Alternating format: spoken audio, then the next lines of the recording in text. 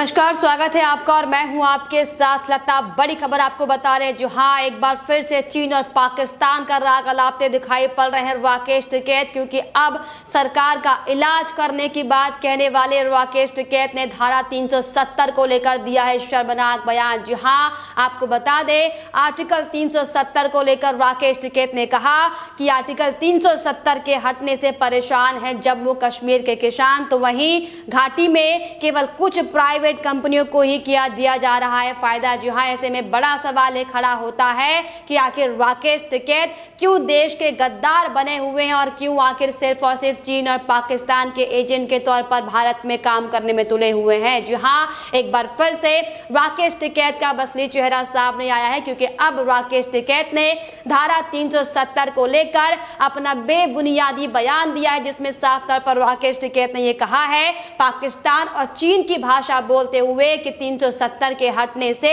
जम्मू कश्मीर के किसानों को परेशानी हुई है, वो लगातार परेशान हो रहे हैं। तो देखिए किस तरीके से वो राकेश टिकैत जो अपने कृषि कानून बिल को लेकर आंदोलन करने निकले थे और ये कहते हुए दिखाई पड़े थे कि उनका राजनीति से कोई लेना देना नहीं है, अब देखिए कैसे बेबुनियादी बयान देते वो दिखाई पड़ रहे हैं। और जिस तरीके से जम्मू कश्मीर से किसानों का कोई लेना देना नहीं है, तो ऐसे में राकेश टिकैत अपना नया तथ्य सामने लाते हुए कहते हुए दिखाई पड़ रहे हैं कि धारा 370 हटने से जम्मू कश्मीर में किसान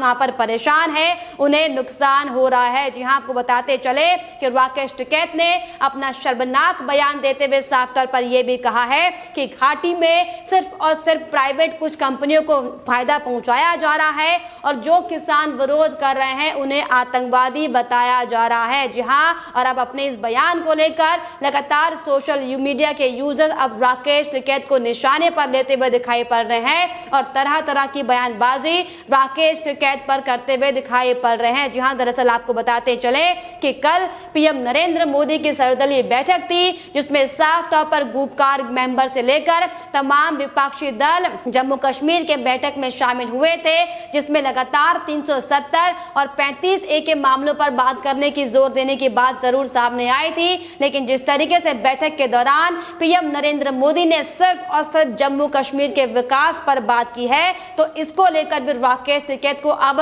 मिर्ची लगनी शुरू हो गई है। और जिसके बाद राकेश टिकैत की छटपटाहट, उनकी बौखलाहट इस कदर सामने आई है कि पीएम नरेंद्र मोदी की बैठक को लेकर भी राकेश टिकैत ने अपनी बौखलाहट दिखाई है और साफ तौर पर शर्मनाक बयान देते हुए कहा कि प्रधानमंत्री नरेंद्र मोदी की बैठक को लेकर राकेश टिकैत ने तंज कसते हुए कहा कि उन्होंने कि गर्मी का मौसम है तो कश्मीर उन्हें दिख रहा है और इसीलिए पीएम नरेंद्र मोदी ने जम्मू कश्मीर के विकास के नाम पर बैठक ली। तो देखिए किस तरीके से राकेश टिकैत जो सिर्फ और सिर्फ अपने किसानों के हित में बात करने की बात लगातार कहते थे, आज कैसे एक बार फिर से चीन और पाकिस्तान की भाषा बोलते हुए दिखाई पड़ रहे हम सबके सामने है। क्योंकि 2019 में जब 370 धारा हटाई गई थी, उस वक्त ना ही कोई किसान का मसला सामने आया था और ना ही जम्मू कश्मीर में किसानों को वहां पर जो कुछ एक किसानी होती होगी उनको कोई आपत्ति होगी। लेकिन राकेश टिकैत जो सिर्फ और सिर्फ पत्थरबाजों का साथ देना चाहते हैं,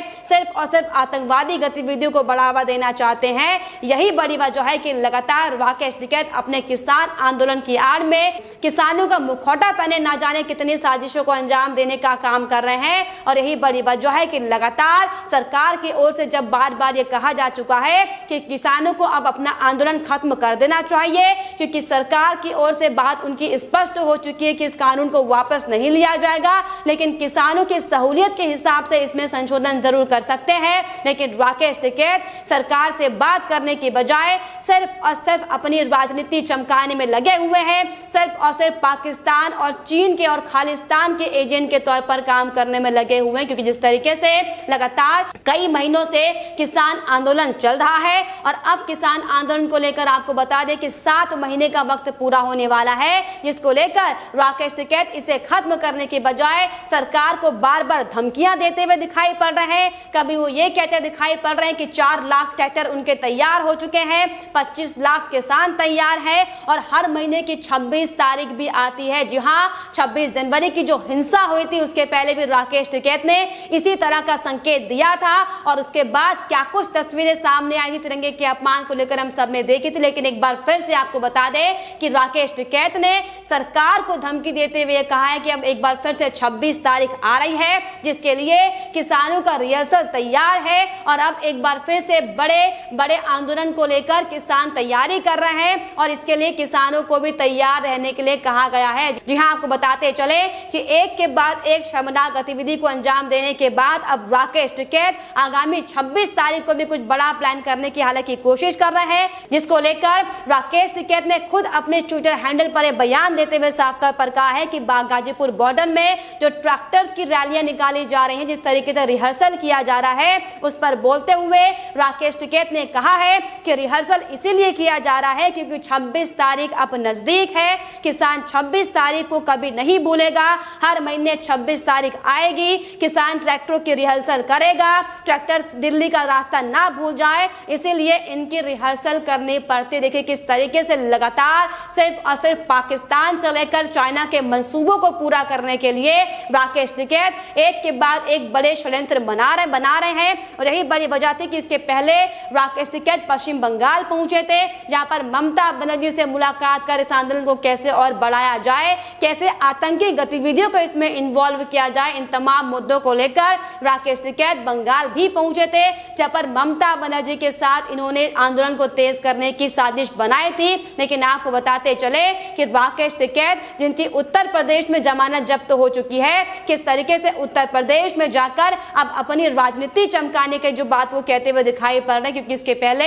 राकेश टिकैत का यह भी बयान सामने आया था कि वो अब उत्तर प्रदेश में जाएंगे और विधानसभा चुनाव में योगी सरकार का विरोध करेंगे। लेकिन आपको बताते चले कि जिस तरीके से एक के बाद एक राकेश टिकैत अपना बहरूपिया चेहरा दिखाने में लगे हुए हैं, सिर्फ और सिर्फ किसान आंदोलन की बात करने की बात कहने वाले राकेश टिकैत किस तरीके से देशव्यापी आंदोलन को अंजाम देने का काम कर रहे हैं हम सबके सामने है। लेकिन आपको दरअसल बता दें कि राकेश टिकैत की राजनीति अब नहीं चलने वाली है, क्योंकि जिस तरीके से एक के बाद एक हकीकत उनकी सामने आ रही है, लोगों का समर्थन मिलना कम हो चुका है। अब उनके जो सहयोगी दल थे वो खुद ही उन पर तमाम तरह के आरोप लगा रहे हैं, जिससे कि साफ तौर पर यह स्पष्ट हो जाता है कि राकेश टिकैत सिर्फ और सिर्फ विशेष समुदाय के लिए काम कर रहे हैं। और यही बड़ी वजह है कि कांग्रेस पार्टी से लेकर अरविंद केजरीवाल से लेकर ममता बनर्जी और तमाम विपक्षी पार्टी राकेश टिकैत को सपोर्ट करने में लगी हुई है। जी हाँ, दरअसल अगर आपको याद होगा कि जब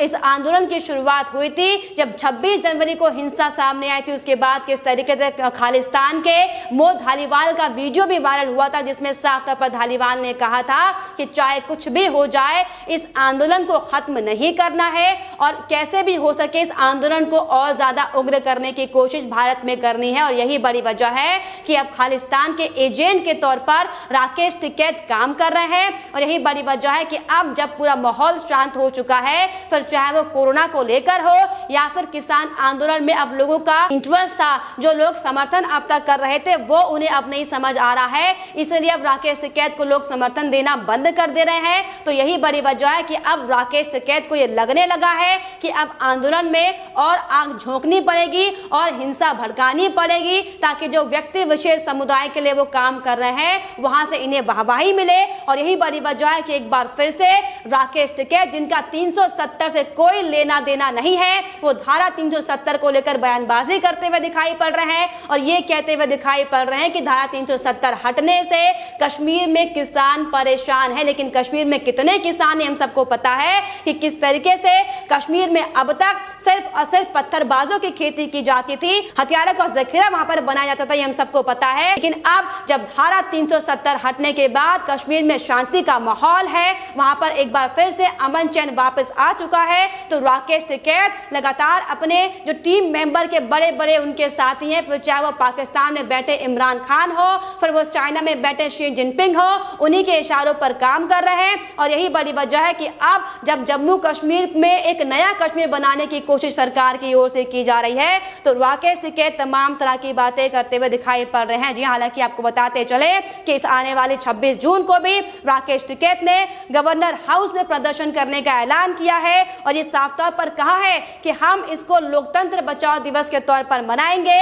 जिसमें जगह जगह राज्यपाल को ज्ञापन सौंपा जाएगा। जी हाँ, आपको बताते चले अब राकेश टिकैत की हरकतों को लेकर सोशल मीडिया पर तमाम तरह की बातें हो रही हैं। लोग साफ तौर पर ये कहते दिखाई दिखाई पड़ रहे हैं कि 370 हटाए जाने का भारतीय किसानों की समस्या से आखिर क्या लेना देना है, इसे हम नहीं समझ पा रहे हैं। लेकिन राकेश टिकैत सिर्फ और सिर्फ अपने दूषित और बीमार विचारों को फैलाने का काम कर रहे हैं, जो कि वाकई बेहद ज्यादा शर्मनाक है। जी हाँ, एक बार फिर से राकेश टिकैत ने पाकिस्तान और चीन का राग अलापा और ये कह के साफ तौर पर साबित कर दिया है कि 370 के नाम पर जिस तरीके से आपत्ति अब राकेश टिकैत को होने लगी, इस साफ तौर पर इशारा करता है कि राकेश टिकैत सिर्फ और सिर्फ अपने आकाओं को खुश करने के लिए काम कर रहे हैं, जो चाइना, पाकिस्तान और खालिस्तान में बैठे हुए हैं। फिलहाल इस पर आपकी क्या राय है, हमें कमेंट बॉक्स में जरूर लिखेगा। साथ ही साथ हमारे चैनल को सब्सक्राइब करना भी ना भूलें।